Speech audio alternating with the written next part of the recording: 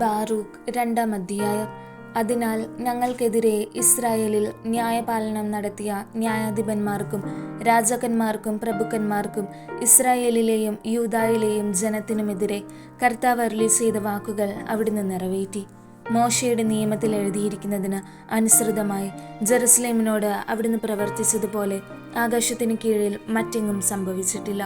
ഒരുവൻ തൻ്റെ പുത്രൻ്റെയും മറ്റൊരുവൻ തൻ്റെ പുത്രിയുടെയും മാംസം ഭക്ഷിക്കുമെന്ന് ഞങ്ങളെക്കുറിച്ച് അതിലെഴുതിയിരുന്നു. ചുറ്റുമുള്ള രാജ്യങ്ങൾക്ക് അവിടുന്ന് ഞങ്ങളെ അധീനരാക്കുകയും സമീപവാസികളായ ജനതകളുടെ ഇടയിൽ ഞങ്ങളെ ചിതറിക്കുകയും ചെയ്തു. ഞങ്ങൾ അവരുടെ പരിഹാസത്തിനും നിന്ദയ്ക്കും പാത്രമായി. ഞങ്ങളുടെ ദൈവമായ കർത്താവിൻ്റെ സ്വരം ശ്രവിക്കാതെ ഞങ്ങൾ അവിടത്തേക്കെതിരായി പാപം ചെയ്തതിനാൽ ഉന്നതി പ്രാപിക്കാതെ നിലം പറ്റി.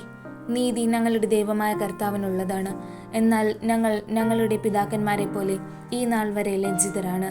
ഞങ്ങളുടെ മേൽ വരുത്തുമെന്ന് കർത്താവ് അരുളി ചെയ്ത അനർത്ഥങ്ങൾ ഞങ്ങൾക്ക് സംഭവിച്ചിരിക്കുന്നു. എന്നിട്ടും ഞങ്ങൾ ഞങ്ങളുടെ ദുഷ്ടഹൃദയത്തിൻ്റെ വിചാരങ്ങളിൽ നിന്ന് പിന്തിരിഞ്ഞ് കർത്താവിൻ്റെ പ്രീതിക്കായി യാചിച്ചില്ല. കർത്താവ് അനർത്ഥങ്ങൾ ഒരുക്കി ഞങ്ങളുടെ മേൽ വരുത്തി. ഞങ്ങളോട് ചെയ്യാൻ അവിടുന്ന് കൽപ്പിച്ച എല്ലാ കാര്യങ്ങളിലും അവിടുന്ന് നീതിമാനാണ്. എന്നിട്ടും ഞങ്ങൾ അവിടുത്തെ സ്വരം ശ്രവിക്കുകയോ അവിടുന്ന് ഞങ്ങൾക്ക് തന്ന ചട്ടങ്ങൾ അനുസരിക്കാൻ കൂട്ടാക്കുകയോ ചെയ്തില്ല. മോചനത്തിനു വേണ്ടി പ്രാർത്ഥന. ഇസ്രായേലിൻ്റെ ദൈവമായ കർത്താവെ, അങ്ങ് കരുത്തുറ്റ കരത്താലും അത്ഭുതങ്ങളാലും അടയാളങ്ങളാലും മഹാശക്തിയാലും നീട്ടിയ ഭുജത്താലും അവിടുത്തെ ജനത്തെ ഈജിപ്ത് ദേശത്തു നിന്ന് മോചിപ്പിക്കുകയും അങ്ങനെ അങ്ങേക്ക് ഇന്നും നിലനിൽക്കുന്ന ഒരു നാമം നേടുകയും ചെയ്തു. ഞങ്ങളുടെ ദൈവമായ കർത്താവെ, ഞങ്ങൾ പാപം ചെയ്തു. ഞങ്ങൾ അധർമ്മം പ്രവർത്തിച്ചു. അങ്ങയുടെ കൽപ്പനകൾ ലംഘിച്ചു. അങ്ങ് ഞങ്ങളെ ജനതകളുടെ ഇടയിൽ ചിതറിച്ചു. ഞങ്ങൾ കുറച്ചുപേർ മാത്രമേ അവശേഷിച്ചിട്ടുള്ളൂ. അങ്ങയുടെ കോപം പിൻവലിക്കണമേ. കർത്താവെ, ഞങ്ങളുടെ പ്രാർത്ഥനകളും യാചനകളും ശ്രവിക്കണമേ. അങ്ങേ പ്രതി ഞങ്ങളെ രക്ഷിക്കണമേ. പ്രവാസത്തിലേക്ക് ഞങ്ങളെ കൊണ്ടുപോയവർക്ക് ഞങ്ങളോട് പ്രീതി തോന്നാൻ ഇടയാക്കണമേ. അങ്ങനെ അവിടുന്ന് ഞങ്ങളുടെ ദൈവമായ കർത്താവാണെന്ന് ഭൂമി മുഴുവൻ അറിയട്ടെ.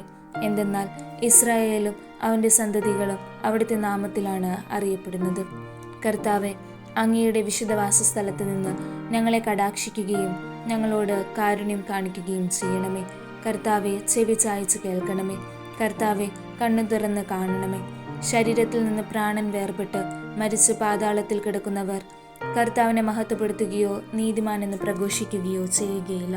എന്നാൽ കർത്താവെ, വലിയ ദുഃഖം അനുഭവിക്കുന്നവനും ക്ഷീണിച്ചു കുനിഞ്ഞു നടക്കുന്നവനും വിശന്നു പൊരിഞ്ഞ കണ്ണും അങ്ങേവനും അങ്ങയെ മഹത്വപ്പെടുത്തും.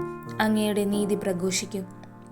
ഞങ്ങളുടെ ദൈവമായ കർത്താവെ, ഞങ്ങളുടെ പിതാക്കന്മാരുടെയോ രാജാക്കന്മാരുടെയോ നീതിയാലല്ല ഞങ്ങൾ അങ്ങയുടെ കാരുണ്യം യാചിക്കുന്നത്.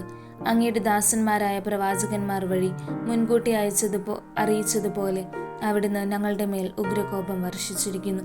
അവർ പറഞ്ഞു, കർത്താവ് അരുളി ചെയ്യുന്നു, നിങ്ങൾ കഴുത്തു കുനിച്ച് ബാബിലോൺ രാജാവിനെ സേവിച്ചാൽ നിങ്ങളുടെ പിതാക്കന്മാർക്ക് ഞാൻ നൽകിയ ദേശത്ത് നിങ്ങൾ വസിക്കും. എന്നാൽ നിങ്ങൾ കർത്താവിൻ്റെ വാക്ക് ശ്രവിക്കാതെയും ബാബിലോൺ രാജാവിനെ സേവിക്കാതെയും ഇരുന്നാൽ യൂദാ നഗരങ്ങളിൽ നിന്ന് ജെറുസലേമിൻ്റെ പരിസരങ്ങളിൽ നിന്നും ആഹ്ലാദത്തിൻ്റെയും ഉല്ലാസത്തിൻ്റെയും ആരവവും മണവാളിൻ്റെയും മണവാട്ടിയുടെയും സ്വരവും ഞാൻ ഇല്ലാതാക്കും. ആരെയും അവശേഷിപ്പിക്കാതെ ദേശം മുഴുവൻ ഞാൻ വിജനമാക്കും. ബാബിലോൺ രാജാവിനെ സേവിക്കുക എന്ന അങ്ങയുടെ കൽപ്പന ഞങ്ങൾ അനുസരിച്ചില്ല. അതിനാൽ ഞങ്ങളുടെ പിതാക്കന്മാരുടെയും രാജാക്കന്മാരുടെയും അസ്ഥികൾ അവരുടെ ശവക്കുഴിയിൽ നിന്ന് പുറത്തെടുക്കുമെന്ന് അങ്ങയുടെ ദാസന്മാരായ പ്രവാചകന്മാർ വഴി അരുളി ചെയ്തത് അങ്ങ് നിറവേറ്റി. ഇതാ, അവ പകലിൻ്റെ ചൂടും രാത്രിയുടെ മഞ്ഞും ഏറ്റുകിടക്കുന്നു. അവർ ക്ഷാമവും വാളും പകർച്ചവ്യാധിയും കൊണ്ടുള്ള കഠിന യാതനകളാൽ നശിച്ചു. അങ്ങയുടെ നാമത്തിൽ അറിയപ്പെടുന്ന ആലയം ഇസ്രായേൽ ഭവനത്തിൻ്റെയും യൂദാ ഭവനത്തിൻ്റെയും ദുഷ്ടതയാൽ അങ്ങ് ഇന്നത്തെ നിലയിലാക്കി.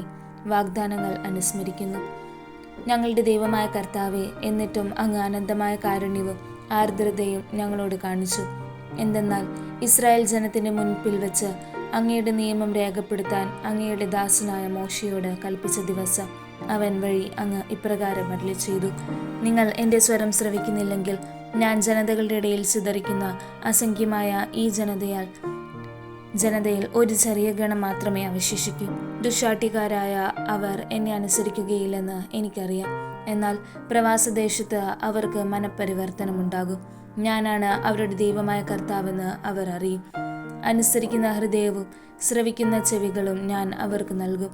അടിമത്തത്തിൻ്റെ നാട്ടിൽ വെച്ച് അവർ എന്നെ പുകഴ്ത്തുകയും എൻ്റെ നാമത്തെ അനുസ്മരിക്കുകയും ചെയ്യും. ദുശ്ശാഠ്യത്തിൽ നിന്നും ദുഷ്പ്രവർത്തിയിൽ നിന്നും അവർ പിന്തിരിയും. എന്തെന്നാൽ കർത്താവിൻ്റെ മുൻപിൽ പാപം ചെയ്ത പിതാക്കന്മാരുടെ ഗതി അവർ ഓർക്കും. അവരുടെ പിതാക്കന്മാരായ അബ്രഹാത്തോടും ഇസഹാക്കിനോടും യാക്കോബിനോടും വാഗ്ദാനം ചെയ്ത ദേശത്തേക്ക് ഞാൻ അവരെ വീണ്ടും കൊണ്ടുവരും. അവർ അവിടെ വാഴും. ഞാൻ അവരെ വർദ്ധിപ്പിക്കും. അവരുടെ എണ്ണം കുറയുകയില്ല. ഞാൻ അവരുടെ ദൈവവും അവർ എൻ്റെ ജനവുമായിരിക്കാൻ ഞാൻ അവരുമായി ഒരു ശാശ്വത ഉടമ്പടി ഉണ്ടാക്കും. ഞാൻ അവർക്ക് നൽകിയിരിക്കുന്ന ദേശത്തു നിന്നും ഇനിമേൽ അവരെ ബഹിഷ്കരിക്കുകയില്ല.